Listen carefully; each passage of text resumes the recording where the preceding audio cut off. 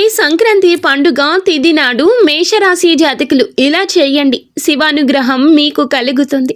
ఈ రోజున తప్పనిసరిగా ఈ పని చేయండి. శివయ్య ఇష్టముంటే వీడియోని లైక్ చేయండి. ఉదయమే తలస్నానం చేసి ఆకాశాన్ని చూస్తూ శివుణ్ణి మనసులో తలుచుకుని ఈ మంత్రం చదవండి. కుటుంబంలో మనశ్శాంతి ఏర్పడుతుంది, సంతానం కలుగుతుంది. ఉద్యోగం లేని వారికి ఉద్యోగం కలుగుతుంది. వ్యాపారంలో ఖచ్చితంగా భారీ లాభాలు చూస్తారు. ఆర్థిక ఇబ్బందుల నుంచి బయటపడతారు. ఇంతకీ ఈ మంత్రం ఏమిటి అంటే, ఓం సర్వేశ్వరాయ విద్మహే స్థూల హస్తాయ ధీమహి తన్నో రుద్రం ప్రచోదయాత్.